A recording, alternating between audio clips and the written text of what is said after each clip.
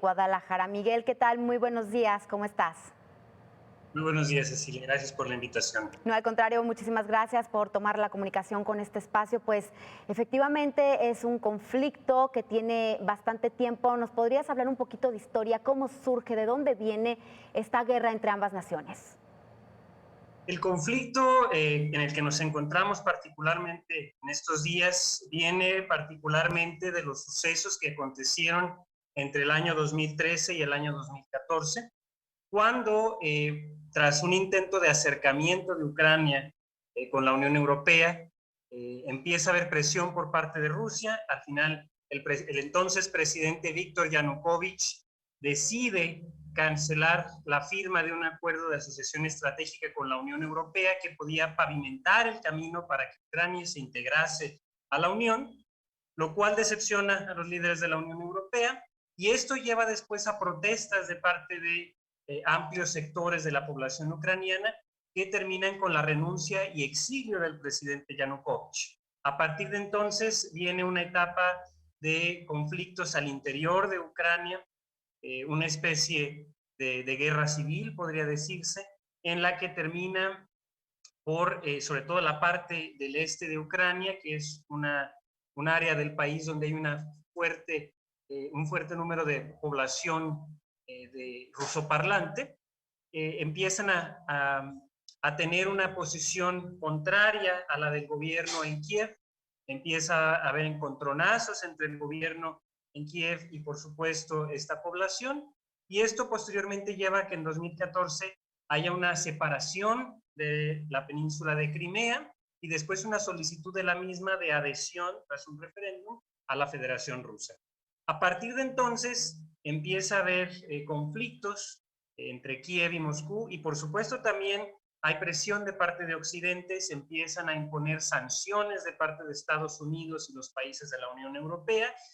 Se expulsa incluso a Rusia del grupo de los 8, del G8, que es ahora el G7, y a partir de entonces comienza una etapa de tensiones mayúsculas entre Occidente y Rusia, con Ucrania en el centro. Entonces, a raíz de esto se ha ido desencadenando una serie de tensiones que se han ido profundizando a lo largo de los años. Si bien se ve llegado a ciertos acuerdos, los acuerdos de Minsk, ambas partes insisten que no se han respetado estos acuerdos. Rusia insiste que Ucrania no los ha respetado. Ucrania y Occidente insisten que Rusia tampoco ha respetado los acuerdos de Minsk.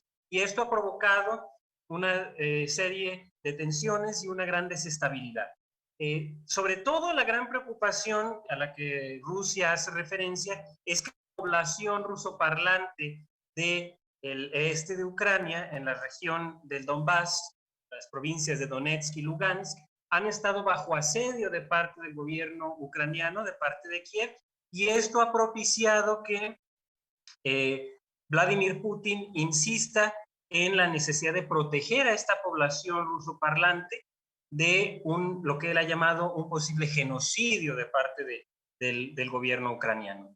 Es por ello que entonces el gobierno ruso, Vladimir Putin, empezó a apostar en las últimas semanas, en los últimos meses, a tropas de la Armada rusa en la frontera con Ucrania, empezando a hacer una especie de cerco, lo cual generó bastantes preocupaciones. Occidente insistió incluso en que la inteligencia señalaba que en cualquier momento una invasión era inminente. El presidente Putin insistía que esto no era así, hasta que esta semana, al haberse intensificado cada vez más las tensiones, el presidente Putin decide reconocer como países independientes a las provincias separatistas de Donetsk y Lugansk, y reconocer su soberanía sobre el territorio que controlan, lo cual llevó, por supuesto, a una serie de condenas de parte de la sociedad internacional, no solamente de parte de Ucrania, de Estados Unidos y sus aliados de la Unión Europea y la OTAN, sino también otros países como Japón, como Australia, que condenaron enérgicamente y hablaron de imponer sanciones. En el Consejo de Seguridad de las Naciones Unidas hubo una reunión que trató el tema, en la que también los miembros, tanto permanentes como no permanentes, se posicionaron al respecto. Incluso China insistió que es necesario salvaguardar la soberanía y la integridad territorial de los estados, y el ministro de Exteriores, Wang Yi, ya había dicho el fin de semana que Ucrania no era la excepción en este sentido. Entonces, lo que hemos visto es una condena de parte de la sociedad internacional y un rechazo a este reconocimiento que se ha hecho de las repúblicas de Donetsk y Lugansk como estados soberanos.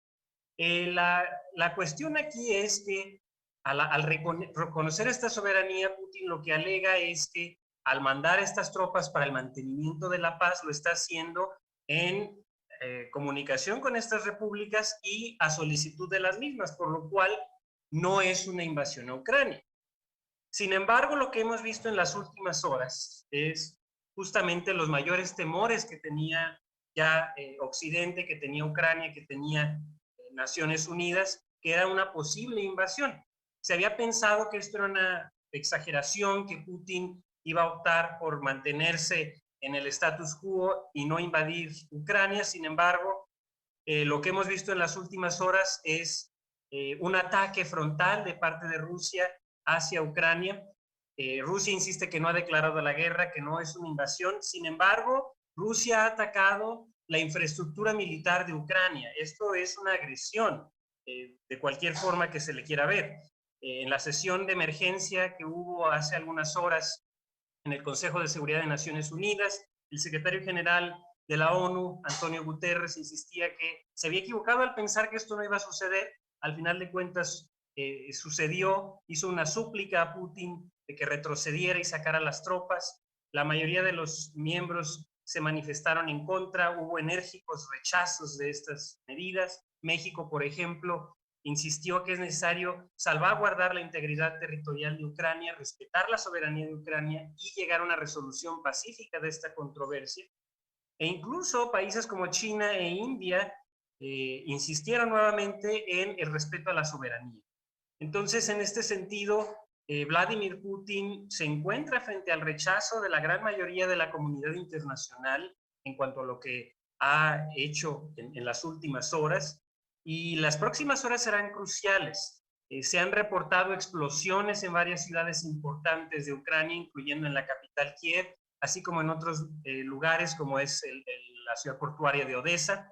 Se ha hablado también de que empieza a haber incursiones, no solamente a través de la frontera con Rusia, sino también con Bielorrusia, y hay una amplia preocupación de que estas incursiones continúen a lo largo del territorio ucraniano, yendo más allá de Donetsk y Lugansk, donde originalmente Putin había insistido que iba a enviar a las tropas en una operación especial de mantenimiento de la paz. Así es, pues Entonces, muy alarmante lo que estamos viendo, lo que está sucediendo en Ucrania. Miguel, muchísimas gracias, muy importante, muy clara esta explicación de lo que está ocurriendo en esta zona de Europa del Este. Muchísimas gracias a Miguel Alejandro Ijarchapa, profesor